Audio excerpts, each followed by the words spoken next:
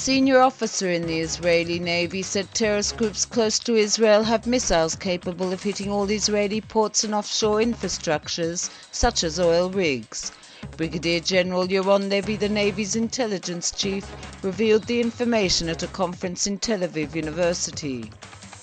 Recently, Hezbollah leader Hassan Nasrallah warned if Israel imposes a naval siege on Lebanon as part of another war, Hezbollah will respond with missiles aimed at Israeli targets at sea, Levy said. Israel is aware that Hezbollah has Iranian-made surface-to-sea missiles and may also receive Russian-made rockets from Syria. These missiles, he said, have a range that covers all of Israeli ports, our economic waters and a large part of the shipping lines to Israel. He noted that Hamas in Gaza is also copying Hezbollah and said in the future Israel may have to deal with missiles, torpedoes, mines and above-surface weapons and underwater ones, not only from Lebanon but also from Gaza. Ailing former Egyptian President Hosni Mubarak left the Sharm el-Sheikh hospital Wednesday and headed for Cairo, where he'll stand trial along with his sons. Mubarak is the first Arab leader to be tried in the wake of the Arab Spring and a person who was once considered one of the strongest Arab leaders in the region.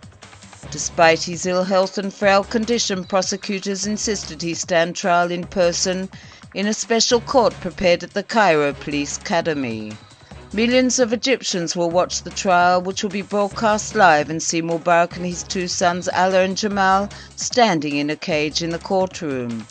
Mubarak faces multiple charges and is being held responsible for the death of 800 protests during the anti-government protests that led to his ouster. He also faces charges on corruption and abuse of power.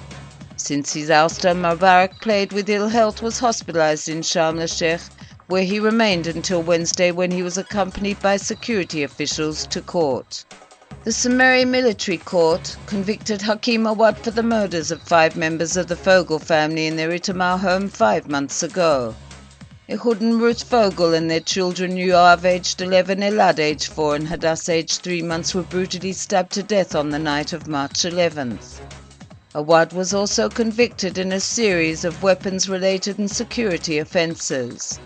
The trial of the second defendant, Amjad Awad, is still ongoing separately as the two are testifying against each other. The judges decided to examine some of the prosecution's evidence, primarily forensic evidence such as fingerprints and DNA, before announcing the conviction in order to verify that the confession matches the findings. The court will discuss sentencing arguments in September and will hear testimonies from the Fogel family. A bombing in a Beirut suburb last Friday was an Israeli attempt to assassinate Hezbollah chief Hassan Nasrallah, the Kuwaiti daily Al Jarida reported. Unnamed sources told the daily Israel received information of plans by Nasrallah to meet with senior officials in the southern Beirut suburb, including Lebanese terrorist Samir Kuntar, who was freed by Israel in a Hezbollah prisoner swap. A number of Hezbollah members are believed to have been injured in the blast, but there is no confirmation concerning whether Nasrallah was also among them, the Kuwaiti daily said. One of those believed to have been injured is Mustafa Badr al-Din, a senior Hezbollah official wanted by the Special Tribunal in Lebanon, investigating the 2005 assassination of former Lebanese Prime Minister Rafiq Hariri.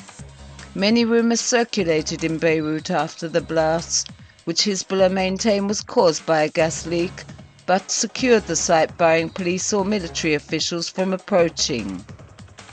Convicted Israeli spy Jonathan Pollard was taken to hospital for an urgent operation, suggesting a further deterioration in his health. Pollard has been suffering from many medical complications in his gallbladder and kidneys. He was supposed to undergo surgery last week, but it was postponed due to a visit by Israel's ambassador to the US, Michael Oren. Pollard's wife Esther said since receiving the news from prison management she is extremely concerned and said the authorities have refused to inform her where her husband is being treated. Knesset member Uri Ariel, who chairs the lobby for Pollard in the Knesset, said his imprisonment is a humanitarian disgrace. Pollard was arrested in 1986 as he tried to seek asylum at the Israeli embassy in Washington. He was convicted of espionage for Israel and was sentenced to life imprisonment.